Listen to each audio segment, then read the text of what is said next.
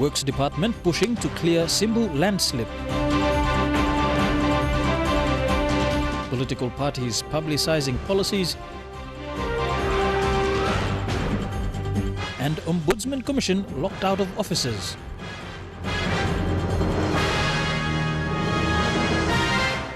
This is National EMTV News with Meriba Tulo. A very good evening. Thank you for joining us for Tuesday's news. Works Secretary David Were says more machines will be mobilized to clear debris from a major landslip in Simbu province. Secretary Were says a long-term solution is in place but will need funding. He made these remarks following his visit to the Simbu section of the Highlands Highway. The Works Secretary and senior department officials flew into Simbu province to get a first-hand at the situation on the ground. Travelling to the Goa landslip section, we see trucks, PMV and other travelling public stranded on both sides as authorities try to clear the debris. Works Secretary David Were says a complex approach to upgrade and stabilize the sole foundation of the road is in place but needs urgent funding. Secretary Were says the Works Department aims to fix this section of the highway and regain the confidence of the public.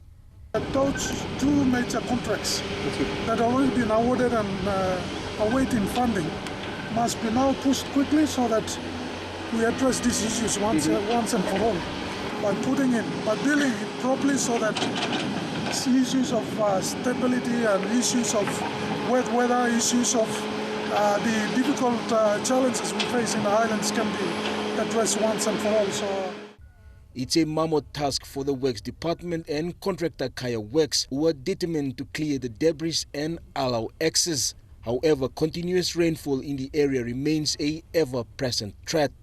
Due to continuous rain, there was no rain only yesterday.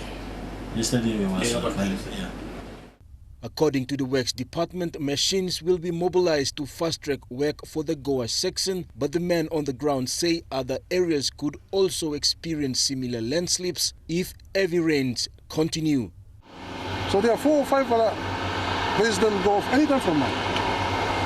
That's on the Simbu section on this side, and the other 2 other sections on this side. The problem with water, when it's starting to fail, we have to fix it. While authorities plan to address the matter, the travelling public is using a temporary bypass. The landslip has affected the operations of business houses and other sectors in the public sector. But for locals at Goa, the landslip means earning fees for transporting cargo from one side to the other.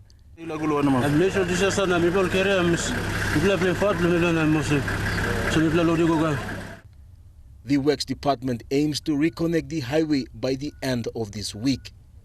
Jack Lapave Jr., National EMTV News.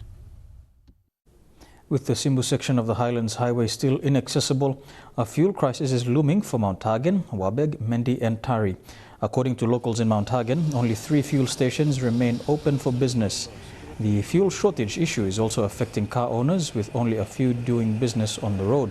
The travelling public says bus fares have also doubled as the Simbu section remains closed. Locals say more business houses will be affected if the road remains closed. Triumph Heritage Empowerment Party has made it clear that it will not rush into political alliances for the sake of forming government. The party leader, Don Polier, said this when answering a question on who the party would be forming an alliance with in the upcoming national general elections. In the lead-up to the upcoming national general elections, the National Research Institute has been providing a platform for political parties to announce their policies going into the elections. Today, it was the Triumph Heritage Empowerment Party, with its leader, Don Polier, presenting. Every second of your life.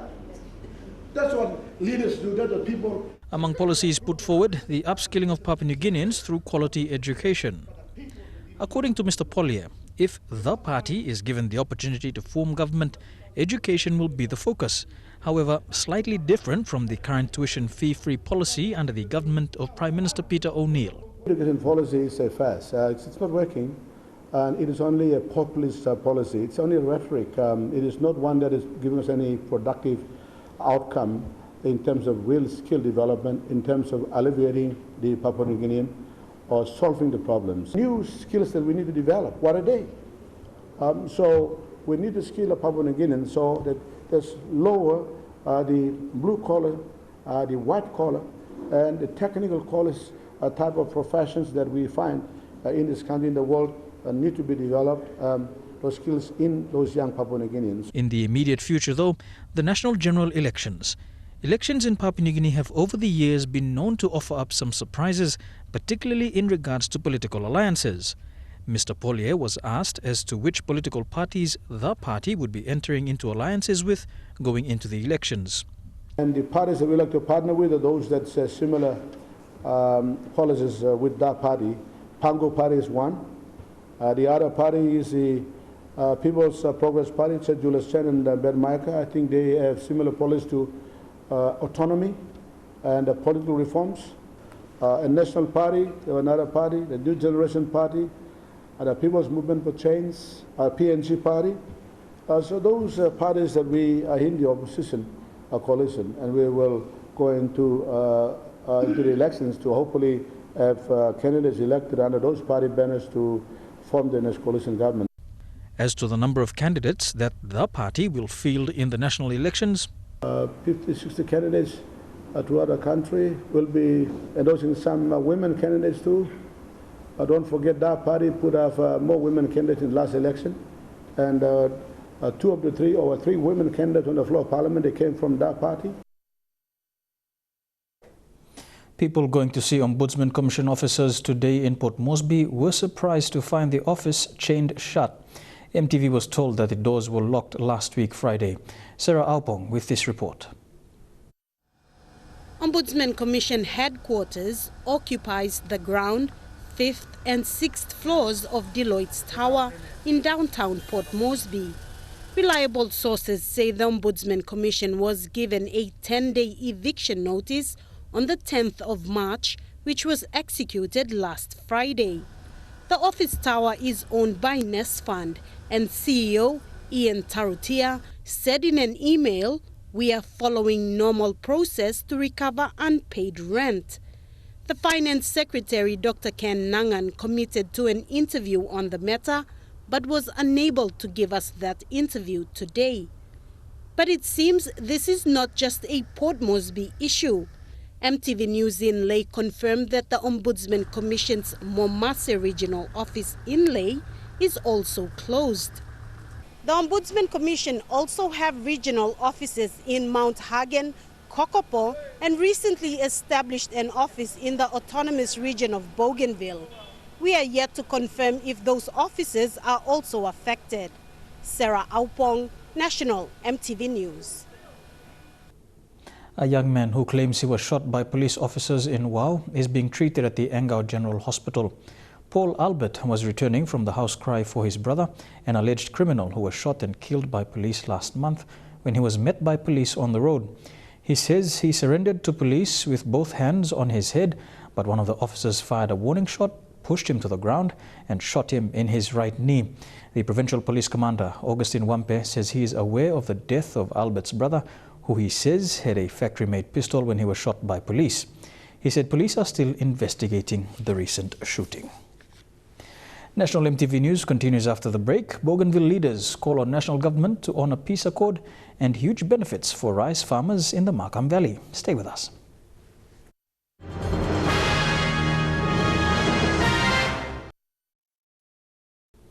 Welcome back to National MTV News. The autonomous Bougainville government has called on the national government to honour the Bougainville Peace Agreement.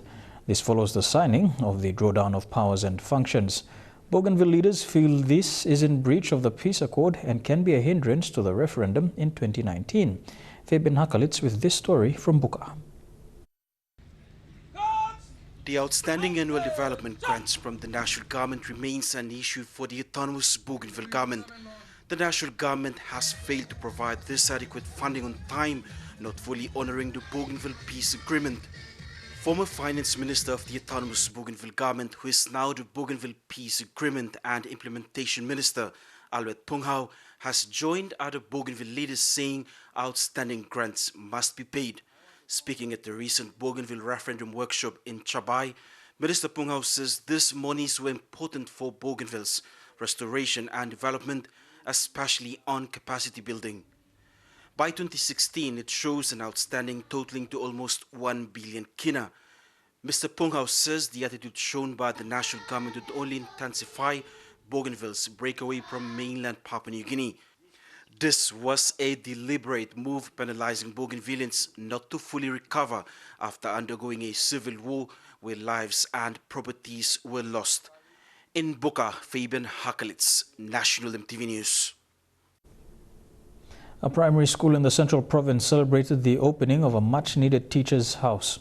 For the St. Francis Primary School in the Kairukuhiri district, one more teacher's house guarantees the presence of teachers in the school.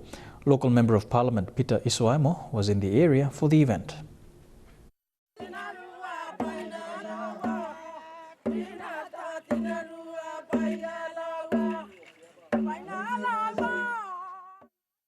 Local MP Peter Isoaimo was given a warm welcome to the St. Francis of Assisi Primary School. The head teacher thanked the local MP for the 50,000 kina assistance that went towards building the house. Because by the look of the house, you can see that it's very expensive, and I'd like to thank you very much. The school has 12 teachers and 228 students. Mr. Isoaimo said education in the Central Province has seen a drop since the peak days enjoyed in the 1970s and 80s. But lately, he said education officers he's been traveling with have been giving some positive feedback. We've been announcing and telling our people that our children are picking up with very good marks again. You know, it goes to show that we will get on top in the not too near future. The importance of teachers' houses, especially in rural schools, ensures that teachers are present and that the children are given quality education. Mr. Isoaimo officially opened the house, which was named the Namea House after the MP. He also gave 10,000 kina to boost the nearby Inawabui Elementary School. Deli Waigeno, National EMTV News. And now a look at the finance news. The kina opened unchanged at $0.3150 in the interbank market. At Bank South Pacific, your kina was buying $0.3075 $0.3953 Australian dollars, €0.2843 and 34.35 Japanese yen. Looking at commodity prices at New York close, coffee and cocoa closed higher, gold closed lower, while copper closed the day unchanged. Palm oil, crude oil and copper closed the day higher. And on the stock markets, the Dow Jones closed 8 points lower, the ASX closed 4 points lower, and the All Ordinaries closed a point lower. Among stories after the break, a woman who was kidnapped but managed to escape speaks of her ordeal and the latest on the intelligence hearing into Russia's involvement in the US elections.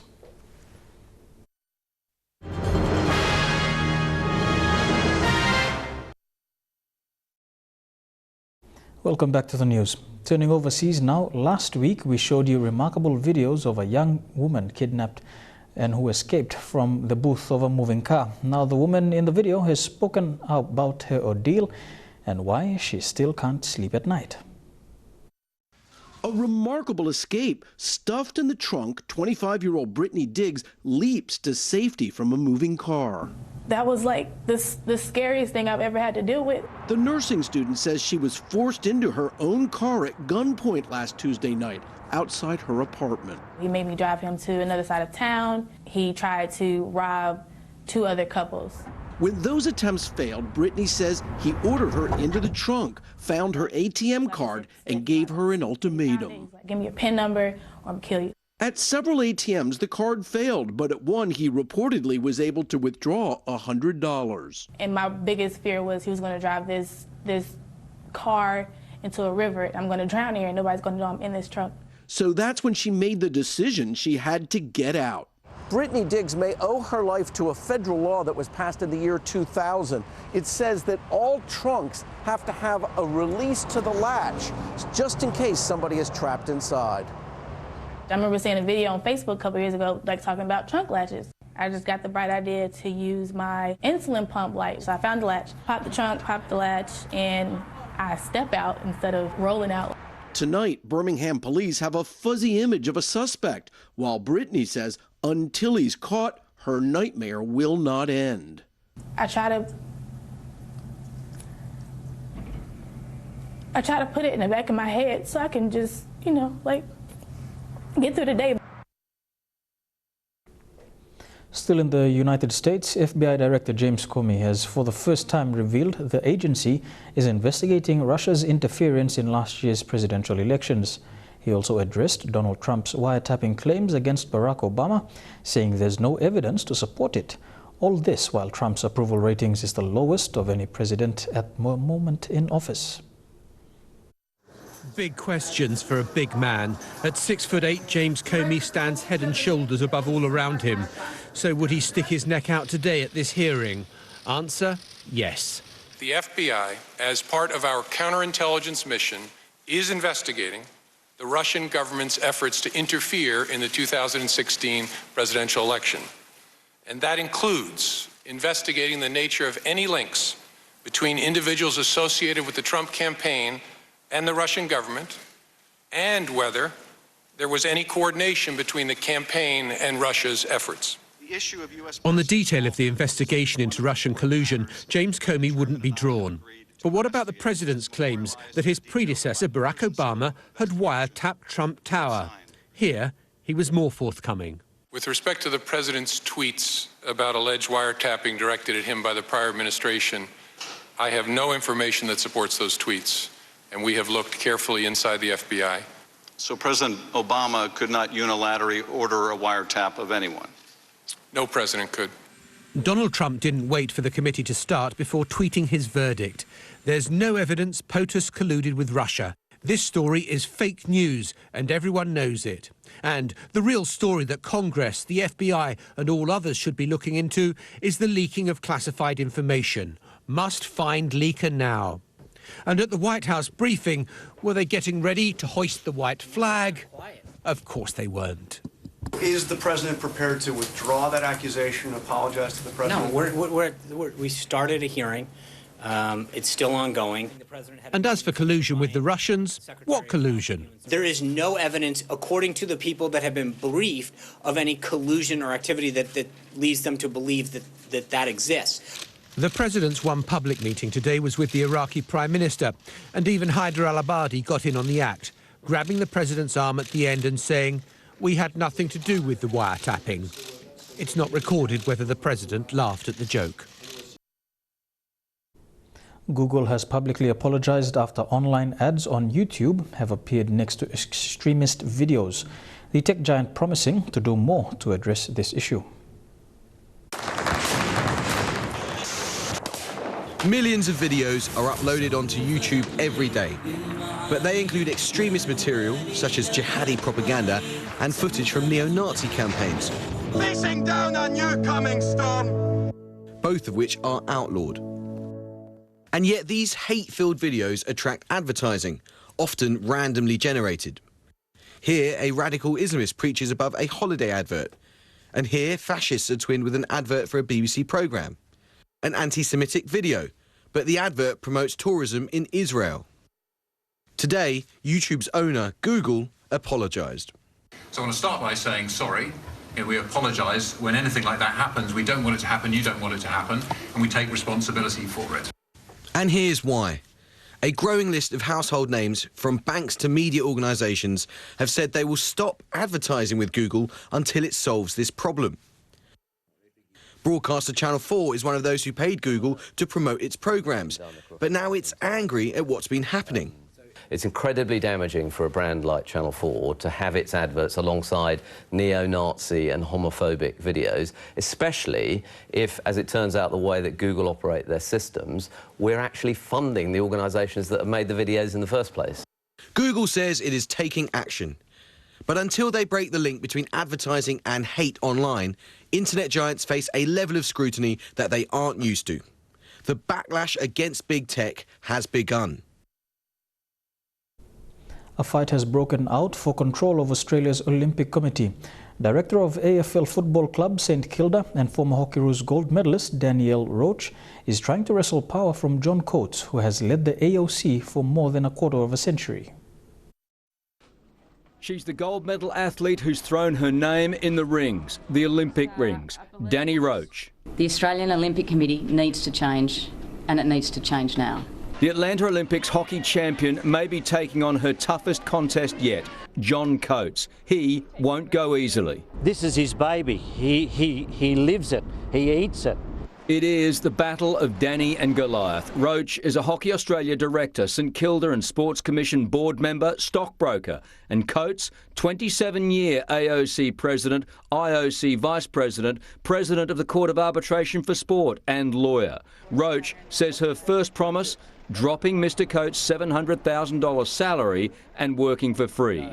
Mr Coates wouldn't comment, his spokesman did. We're getting John Coates really cheap. He's probably worth 10 times that much. The final decision goes to a vote of Australia's 40 Olympic sports chiefs and administrators. Roach is backed by the powerful Australian Sports Commission and boss John Wiley, a mortal enemy to Coates. They almost came to blows at the Nitro Athletics last month. In reality, insiders say this is actually a contest between the ASC and the AOC. The Sports Commission funds Olympic sports while the AOC controls the Olympic team. And the two have been locked in a bitter war about how to best prepare for our Olympic campaigns. Chris Reason, 7 News. Back home, Social Democratic Party leader and NCD Governor Powes Pakop announced his party policies last night in Port Moresby. The two main agendas for the party are economy and security. He added that this year's election should be based on party policies and not personalities. The Social Democratic Party launched its policies for a 5-year platform.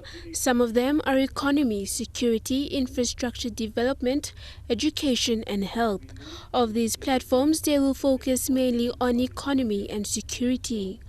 The other major challenge that we see that our country faces is, of course, one of peace and security.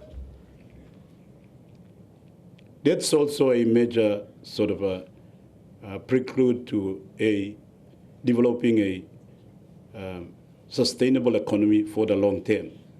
Without peace and security, the quality of life in our country will never go up, because the existence of violence, the existence of fear, the existence of harassment limits the possibility for us as an individual, for us as a community, for us as a nation, both socially, economically, you name it, in all aspects. Pakop also said if in government, his party promises to address issues which include the upgrade of settlements to subdivisions, a policy review on West Papua, and to continue to have a dialogue between the two nations and to fully implement the Bougainville Peace Accord. The minority party is a coalition in the current government and has had its policies implemented. Some of them are sports and TFF policy or free education for grade 10 to 12. Registrar of Political Parties, Dr. Alphonse Gelu, said SDP is the first political party to launch its party policies for the upcoming national elections. Just encouraging political parties to do the right thing. If you don't have any of this launching like this, or if you don't have any convention like this, then you are not a political party. You're something else. Political parties are political organizations. And as political organizations, their membership must have a bigger say in how a political party should be run. You cannot just get a number of individuals, get them to a big room somewhere, and sit down and do selection of candidates. You have to sit down with the members. So one of the things that I've been really encouraging is for political parties to hold their party conventions. Dr. Gelu made a call to political parties to host conventions as they play an important role for the public to identify party candidates. This is the second year for the party to contest for national elections. They have more than 30 candidates, including 5 females who will be contesting the 2017 national elections. Merlin Diakotam, National EMTV News. Here with National EMTV News, Trukai Sports is up next. Don't go away.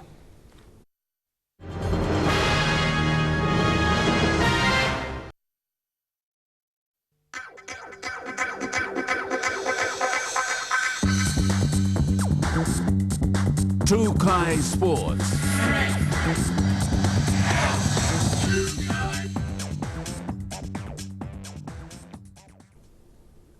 Welcome to Trukai Sports. In athletics, 16-year-old Letitia Pukai-Kia has made a name for herself recently in the New Zealand National Championships, where she won bronze in the under-18 division, clocking a time of 25.85 seconds. That performance was 3/4 better than a previous personal best. Pukai-Kia's athletic talent was first identified in 2012 in Melbourne, and since then it has been nothing but continuous improved performance. In 2013, the youngster made her presence known in PNG during the Athletics PNG's Talent ID camp, where she was impressive also in the long jump event. President Tony Green has confirmed her participation in the Commonwealth Youth Games in the Bahamas in July. For now, the next step is to get Pukai-Kia to Fiji for the Oceania Under-18 Championships as part of her preparations on the road to the Bahamas. Two beach volleyball Pacific Games gold medalists Kila Rupa and Moha Mea challenged their fellow athletes over the weekend as part of their preparations. Moha said wearing the red, black and gold colours brought back a lot of memories as they both represented PNG, outscoring Fiji to win gold in 2015. It certainly brought back memories for gold medalist Moha Mea and Kila Rupa, who both wore the same outfits during the 2015 Pacific Games to compete over the weekend. While exchanging spikes with their fellow teammates on the courts, Moha said it almost felt like they were playing against Fiji, but in a more friendly game. Last weekend was the second Sunday for both seniors and juniors to use the beach courts at the Sejongai Stadium. Moha said having to see his fellow athletes use proper facilities and getting the feel of the sand, he believes the chances are good. The main motivation for the seniors this year is to train hard and win the qualifiers to get access to the 2018 Commonwealth Games next year. Selections for the qualifiers will be made in April and May for both the men's and women's teams. Meanwhile, preparations for the under-18 men's train-on squad are going well under the watchful eyes of Moha.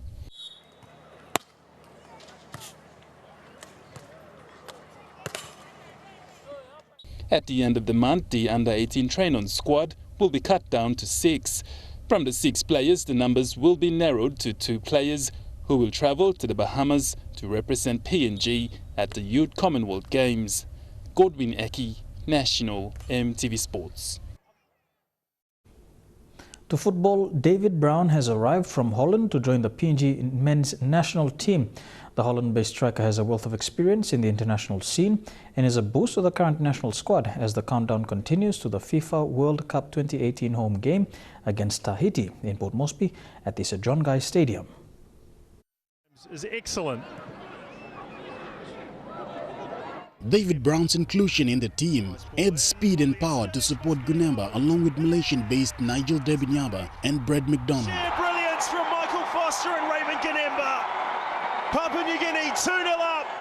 The national team will be joined by New Zealand-based striker Raymond Gunemba, midfielder Emmanuel Simon and goalkeeper Ronald Warson. These 3 players have just completed the OFC Champions League in New Zealand, representing Ley City Dwellers. Missed it, it's in! Tainui Tahau has equalised. The 10 men are level. The team is currently in camp with coach Flamin Seritslev, making final adjustments before game day.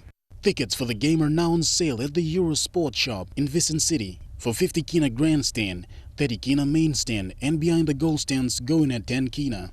Tahiti arrived in Port Moresby yesterday, with the match to commence at 4 p.m. this Thursday, the 23rd.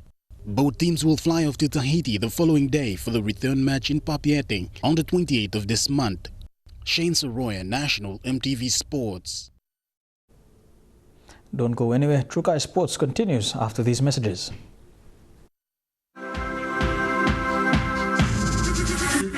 Trukai Sports. Welcome back to Trukai Sports.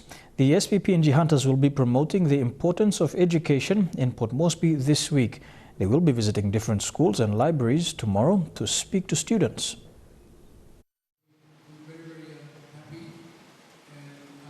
PNG RFL CEO Riata Rao says the concept is to use rugby league through the SP Hunters to promote the message that education is important in every child's life.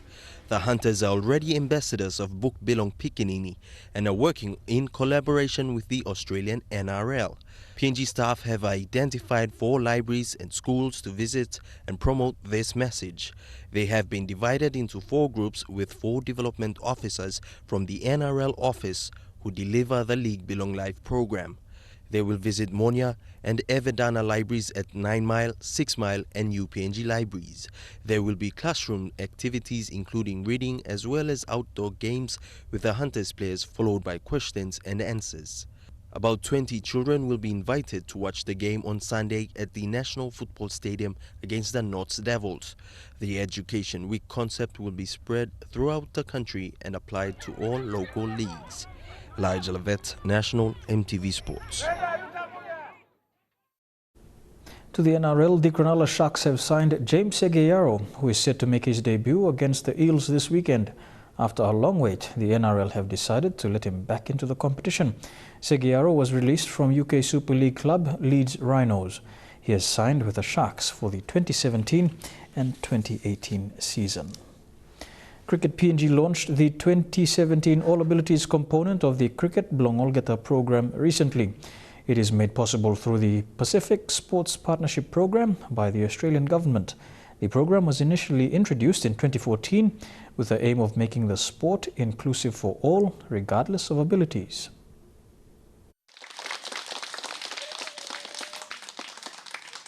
In 2016, Cricket PNG conducted the All Abilities Cricket program in 4 provinces: NCD, Madang, Western Islands and Eastern Islands, with over 200 participants. So we mainly believe that through sports, there's certain characteristics that you can build through sports. So we try to use cricket to bring along these changes. This year, the aim of the All Abilities program is to introduce hardball cricket competitions for clients, develop blind cricket and have the program conducted in 10 provinces. With the 4 previous provinces already on the program, Milne Bay, West New Britain, Oro, Morobe and Jiwaka will be included. The program is targeted at persons with disabilities and it aims to boost confidence, self-esteem and build leadership traits. Dinero Straiko, National EMTV Sports. Just when the Commonwealth Games 2018 baton was launched by the Queen in England a week ago, the prospect of Australia hosting the Commonwealth Games back-to-back is becoming more concrete by the day. It has been revealed that Sydney has put its hands up to host Commonwealth Games 2022 since Durban was relieved of its hosting duties a few days before the 2018 baton was launched. This comes after Commonwealth Games Federation President Louis Martin failed to get assurance from the South African President Jacob Zuma that his government would provide the necessary financial support. And rights behind Sydney and keen as well to bid for hosting duties are Perth, Adelaide and Melbourne. And that ends Trukai Sports. The weather details for the next 24 hours when we come back. Trukai Sports.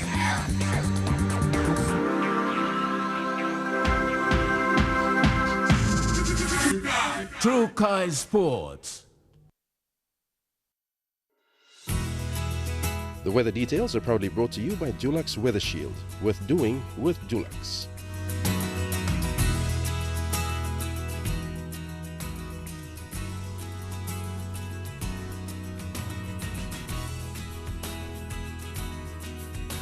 Here's a look at the weather forecast for tonight and tomorrow in the southern region. Port Moresby, chances of a few showers tonight and then fine, a top temperature of 31 degrees. Mostly fine in Daru and Kerma with a top of 31 as well. A few showers for Popondetta and a chance of early showers for Alatau with a top of 31.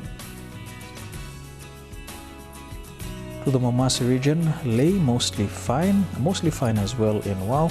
A few early showers in Madang with a top of 31, mostly fine for Wewak and Vanimo. To the New Guinea Islands region, Lorangau and Kevang fine with a top temperature of 31 degrees.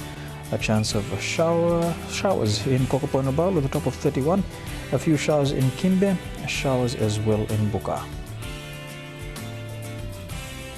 And in the Highlands region, Mount Hagen, Goroka, Kundiawa, Mendi and Wabeg, all these centres can expect some showers tonight with morning fog.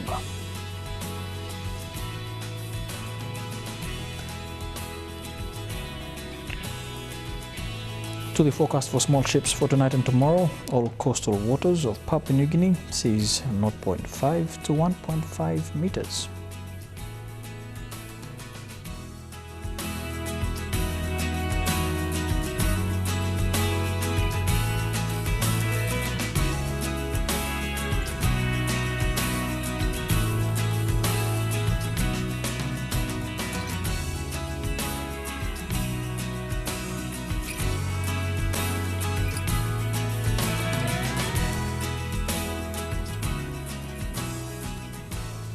And a look at the ocean forecast. Coral seas move to slight with southeasterly winds at 5 to 10 knots. Solomon seas slight with northwesterly winds at 10 to 15 knots. Bismarck seas smooth to slight northeast to northwesterly winds at 5 to 10 knots. And the Pacific Ocean slight with northeast to northwesterly winds 10 to 15 knots.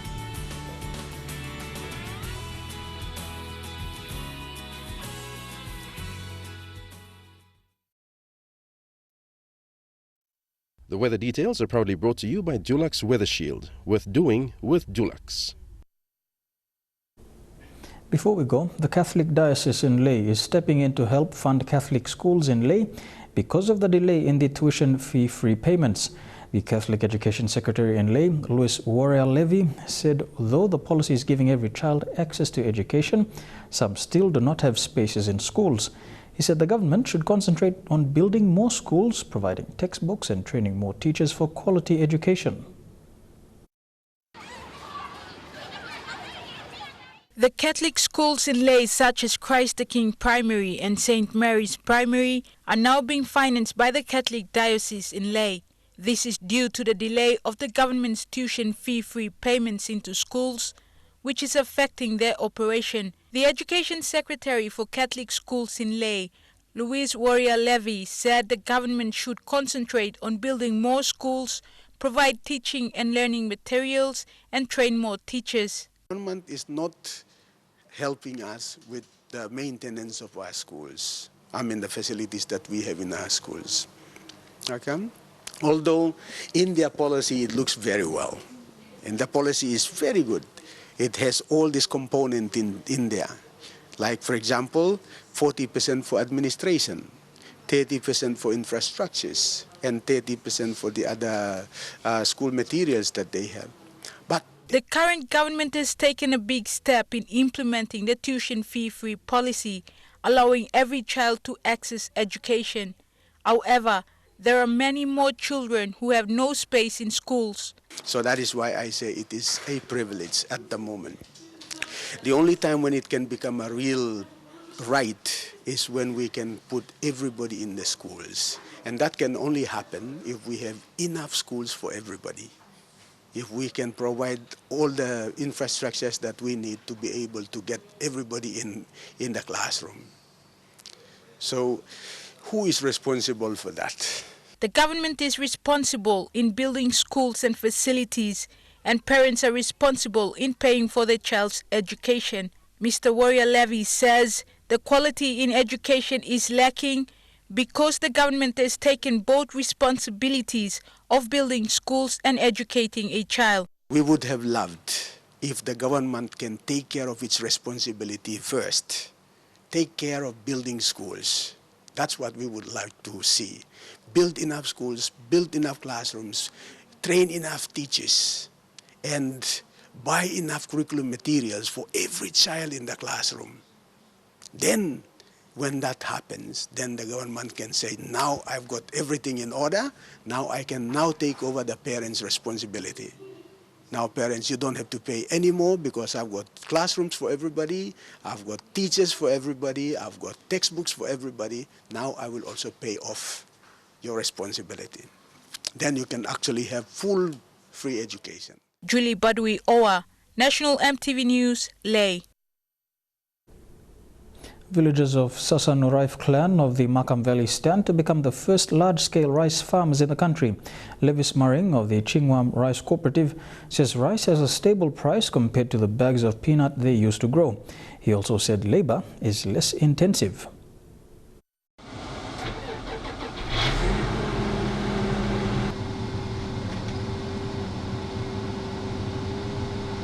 This is the beginning of a rice field. 5 clans have partnered with Trukai Rice to grow rice. The farming plan started last year, on time 10 hectares, which I'm producing 23.5 ton. So money and stuff on time, cooperative. They have come together to see the fruits of their labor.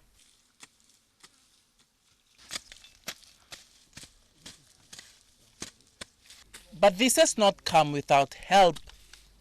Now, Trukai in 2013, we brought in about 34 lines from Australia, but they actually from our parent company, Sunrise. That variety went through 3 years of assessment so that we narrow down to what's suited to PNG, because not that 34 variety will be suitable for PNG. So we've narrowed down to about 15. Amongst that 15 is what we are growing now is a couple of varieties. One of them is Trukai tree. At a time when the government is facing financial woes, agriculture may be the answer for food and the future. Harry Agimbari, National EMTV News, Leh. Now finally, before we go, a quick recap of our main stories tonight. Works Department pushing to clear Simbu landslip, political parties publicising policies, and Ombudsman Commission locked out of offices. And that has been the news, sports and weather for tonight, Tuesday the 21st of March 2017. On behalf of the EMTV News team, pleasant viewing. Good night.